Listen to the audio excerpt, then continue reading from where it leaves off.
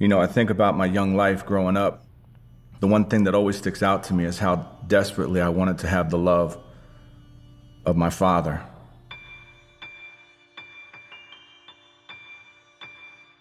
Growing up, I was always angry, and anger for me always turned into violence, and violence always ended up with me getting into trouble. I started getting involved in real low-level sale of marijuana. Low-level sale of marijuana turned into pounds of marijuana, and pounds of marijuana turned into cocaine. Started dating a former girlfriend, and the next thing I know, we're pregnant with a son, and I'm just a teenager with really no prospect of anything positive in life. Colleges wasn't an option, and all of a sudden, my dreams went from playing sports to being a kingpin, a drug entrepreneur. Something that I thought was for losers, I now somehow morally justified because I didn't use drugs. I can remember going into Harlem, New York, and being the only person on the block that looked like me, and going into elevators with men with Uzi machine guns and shotguns. And I can remember the adrenaline rush that I got. There wasn't a fear, it was a sort of a rite of passage that I was experiencing by going into these tough and possibly harmful environments. And I can remember going to the back room and seeing a man sit at the table where I would drop a bag full of money, and I would walk away with a bag full of cocaine.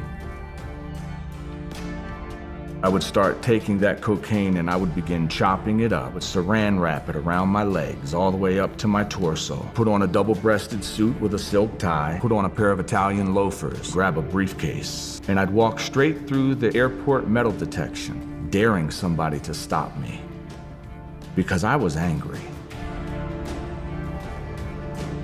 What's amazing about the world of illegal narcotics and drug entrepreneurship is that I didn't trust anybody. I can remember chasing my best friend down the street with a baseball bat and trying to break his ribs when I finally caught him, because I found out that he had went into my son's mother's pocketbook and had stolen from her. It's all an illusion. And so I never had anyone that I felt was truly a friend when I was in that world. I flew from New York to Atlanta. I got in my car and I was driving back up the coast, and a state trooper pulled me over. And when he came to the driver's side door of the car, and he had a 9mm pointed straight at my head, and he said, "Boy, put your hands out the window of this car and climb out onto the ground, or I'm gonna blow your head off." I put my hands out the window and I climbed out the car, and I laid on the ground of the interstate. The police officer would come and he'd tie my hands behind my back as well as my feet together.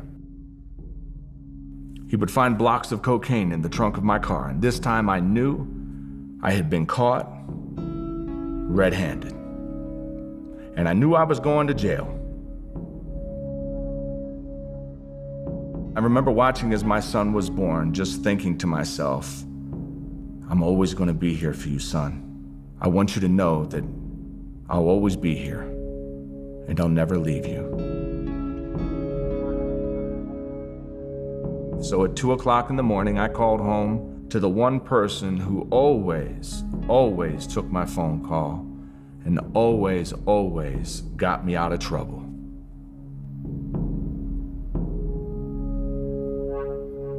Mothers worry about the children.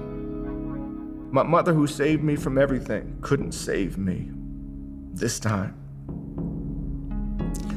But she cried out to somebody who could. She looked up into heaven, and she said, "God, if you exist, will you please help my boy?"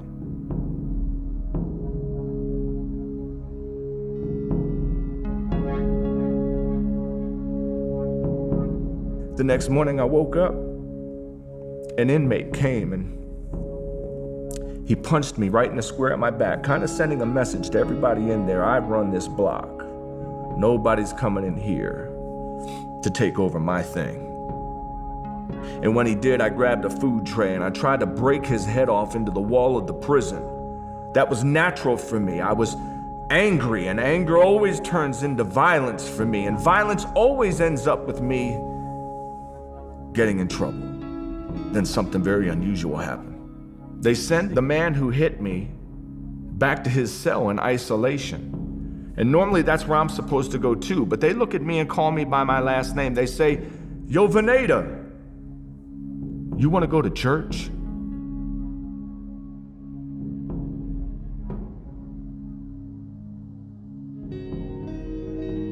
Church was a 6x9 prison cell.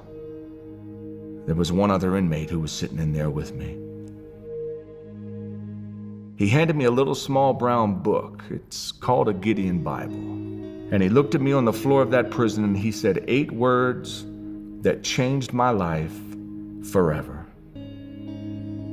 He said, "You look burdened. Can I pray for you?"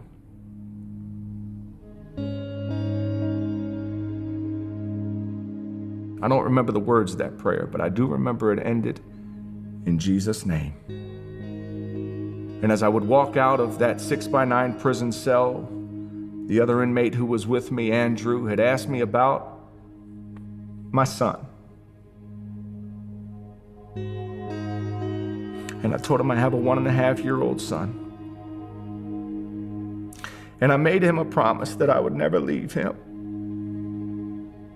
that he would never have to grow up not knowing who his father was. And here I was doing to him the very same thing that I promised him I would never do.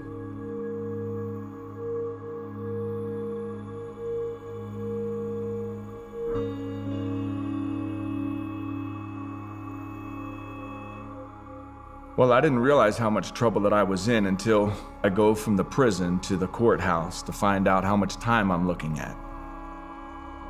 And I remember sitting there and there was a bunch of guys that were attached to me with chains. When their name was announced, they would say, "Well, you're looking at 6 months probation, you're looking at 3 years, you're looking at 1.5 years. And then they announced my name. And they told me that I was looking at 25 to 40 years in prison. And I remember hearing the guys say, "Man, what did you do?" And all I could think of was my little boy growing up not knowing who his father was. Reality for me had set in, so I started to pray. And I remember the only prayer that I had made to God wasn't that I wanted him to get me out of what I had gotten myself into. My only prayer was, before I go away, let me go and say goodbye to my son. I didn't ask him for justice, but I cried out for mercy. I would then call my attorney. He says, "You're never going to guess the news that I have for you." I said, "What?" "The DA said that they're going to null pros my charges, which means you've been arrested, but you're never going to go to trial. You're never going to face conviction, and 12 to 24 years that I was guilty of was wiped away." I couldn't believe it. I ended up doing a total of 2.5 years in prison. That's for every set of charges that I had.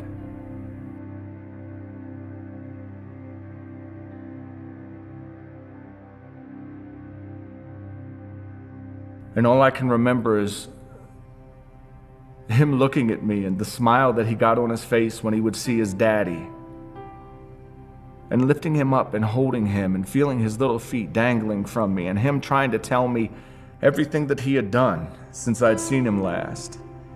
And I remember just the great joy that I got in hearing my son talk to me, and knowing that my son loves me, and knowing that my son misses me.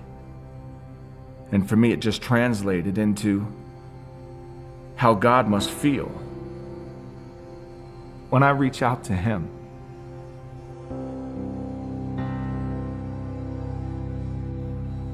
On my way here today, My son writes to me in a text, "Pop, I'm proud of you. And I'm glad that you allow me to be a part of your story."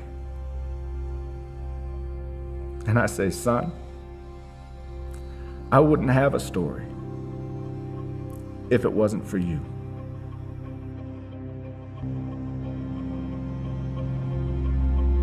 The benefit for me of being a father is it gives me the desire to be a better man, and it gives me the desire to know that I have to live a life that is an example for my own son. My name is Duche Bradley, and I am second.